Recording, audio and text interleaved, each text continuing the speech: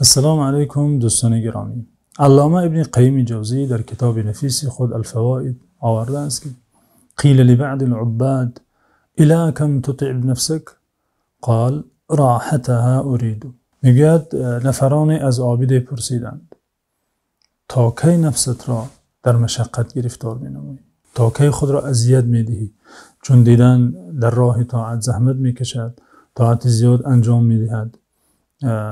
در نظر آنان چنین نمود که این عابد نفس خود را عذاب و اذیت کرده ایستاده است. به تعبیر دلشان به حال این عابد سوخت، شفقتشان آمد، رحم و دلسوزی کرده گفتند الی کم تطع بنفسک، تا کی نفست را در مشقت گرفتار می نمایی، اذیت می دهی. اما این عابدی هوشمند در جواب این پرسندگان جواب زیبایی داد. جواب داد که دقتی سوال کنندگان را به معنای جلب کرد که این معنا از ذهن آنان دور رفته بود. جواب داد که سری تکلیفات شریعت را بیان میکند که ما برای چه عبادت میکنیم و برای چه ما اندک هم که باشد در راه طاعت زحمت صرف مینماییم.